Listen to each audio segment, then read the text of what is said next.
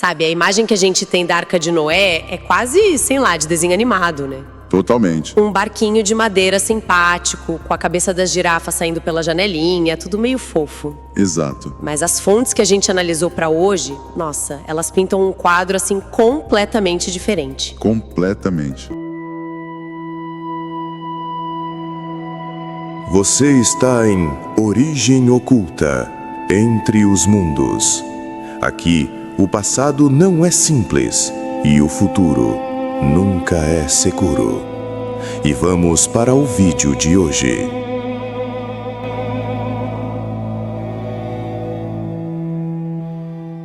A ideia aqui é meio que jogar essa imagem infantil pela janela e encarar a história como que essa perspectiva sugere que ela foi. Um projeto de engenharia naval absurdo, uma crise genética e um cataclismo geológico que a gente mal consegue imaginar. É isso aí. A gente vai tratar essa história não como um conto de fadas, mas quase como um dossiê de crise. Um dossiê de crise, boa. A abordagem da fonte tira a narrativa daquele lugar de simples castigo moral e a coloca numa operação de preservação cósmica, sabe? Certo. A gente vai mergulhar no porquê, segundo essa visão, o dilúvio aconteceu, como a arca foi essa proeza de engenharia de sobrevivência e qual o significado mais profundo por trás de tudo. Ok, vamos começar a desembrulhar isso então.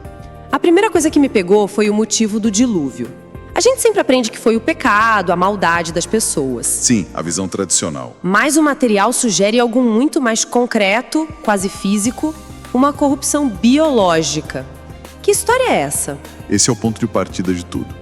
Segundo essa interpretação, o problema não era só moral, era genético. Genético? Genético. A fonte fala de uma contaminação deliberada do genoma humano.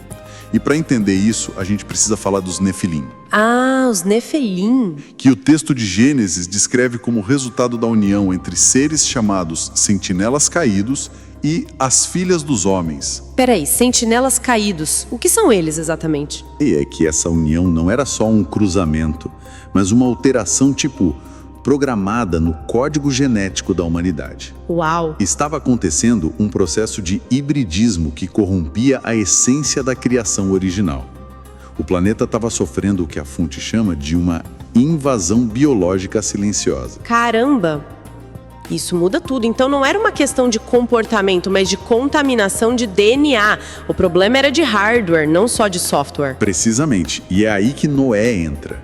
Ok. O texto de Gênesis descreve ele como perfeito em suas gerações. E aqui está o detalhe que a fonte destaca como crucial. A palavra hebraica original para perfeito é tamim. E o que tamim significa exatamente? Então, essa é a mesma palavra usada no Antigo Testamento para descrever um cordeiro de sacrifício. E precisava ser sem defeito físico, sem mancha, puro. Portanto, a interpretação da fonte é que a perfeição de Noé não era sobre ele ser um cara legal, mas sobre a linhagem dele. Exato. Era sobre ele ser geneticamente puro.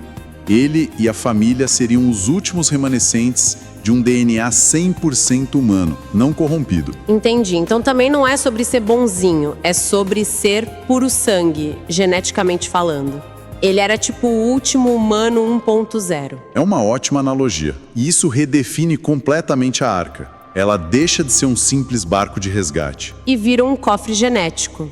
Um banco de sementes flutuante projetado para preservar o código-fonte da vida, humano e animal, para poder reiniciar o planeta depois de um reset. Exatamente. A missão de Noé era ser o guardião desse HD biológico. Ele não estava só salvando a família e uns bichos. Ele estava salvando o próprio conceito de humano e animal como foram criados. Ok, se a missão era essa, proteger esse DNA, então o cofre tinha que ser mais do que um barco. Tinha que ser uma fortaleza.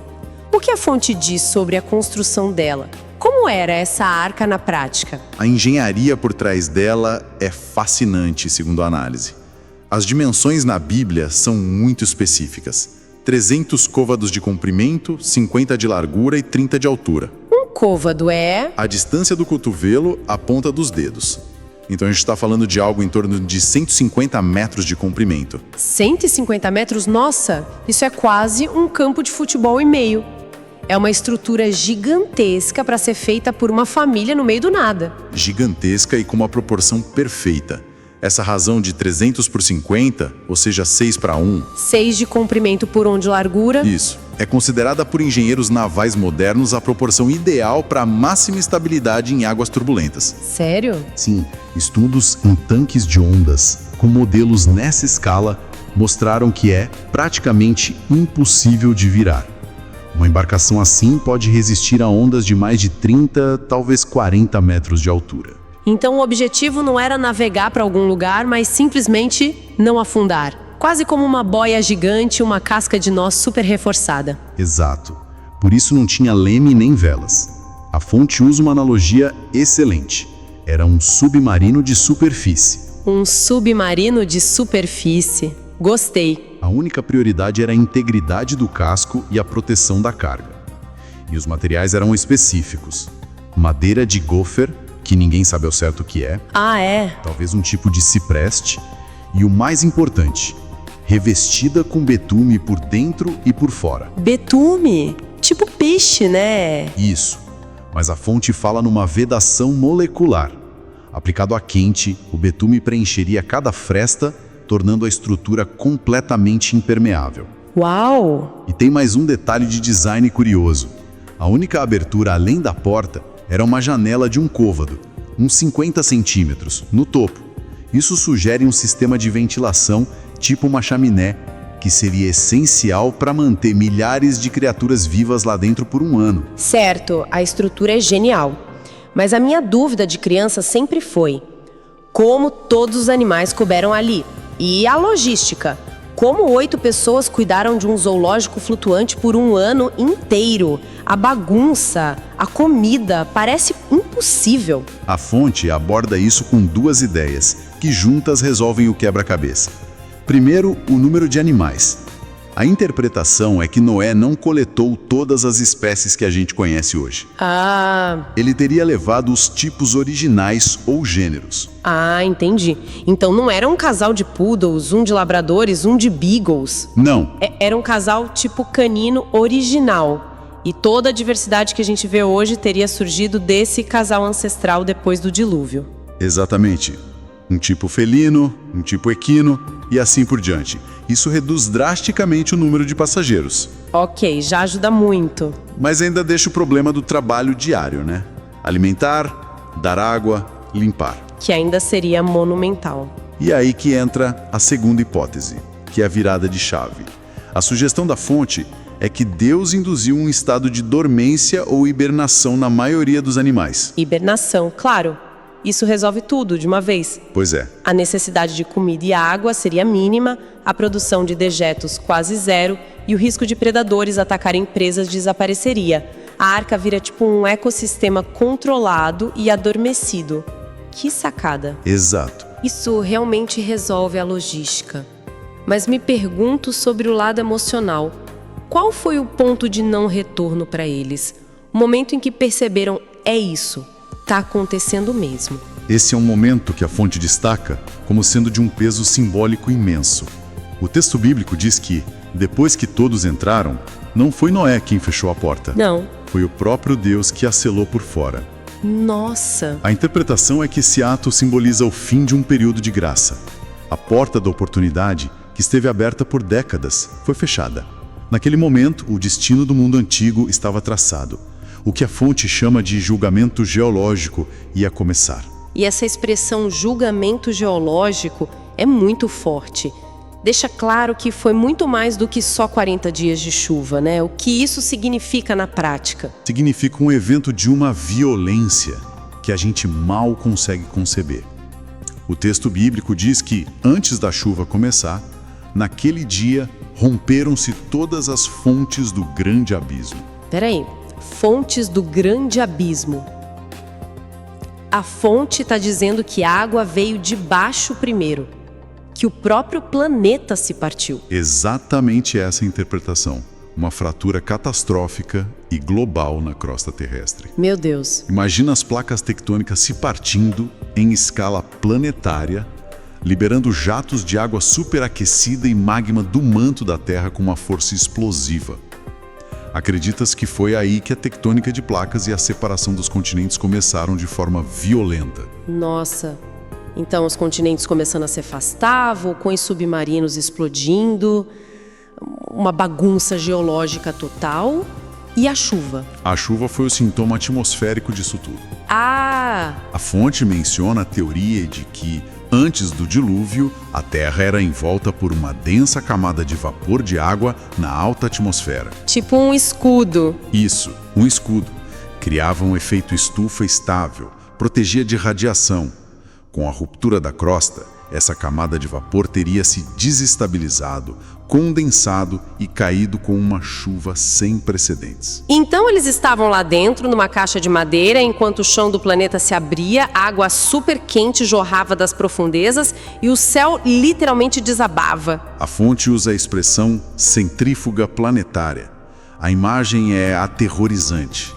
Eles estavam sendo atingidos por correntes oceânicas supersônicas e tsunamis que a fonte descreve como tendo potencialmente quilômetros de altura. Não era uma inundação, era a desconstrução da superfície do planeta.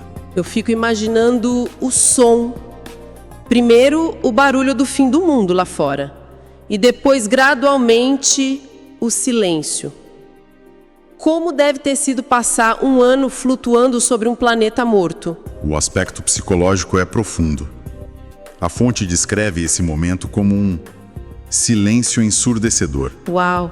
O silêncio de um planeta sem vida. Eles viveram por quase um ano no crepúsculo da Arca, flutuando sobre um cemitério global. O peso sobre eles era imenso.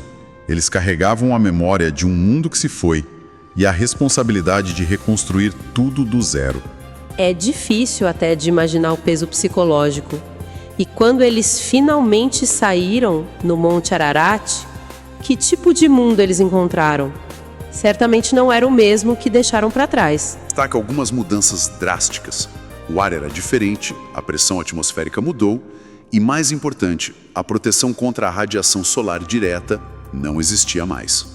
Então a queda drástica na longevidade que a gente vê nos registros bíblicos logo depois do dilúvio não foi só o tempo, foi uma mudança ambiental radical. O escudo protetor do planeta sumiu. Essa é a explicação proposta. Essa exposição direta à radiação cósmica e solar teria acelerado o processo de envelhecimento. As pessoas passaram de viver quase 1000 anos para, em poucas gerações, viverem 100 e poucos. O ambiente se tornou muito mais severo. E é nesse contexto que surge o arco-íris. Sim, e o significado dele, segundo essa interpretação, é muito mais profundo. A fonte o descreve como uma garantia legal divina.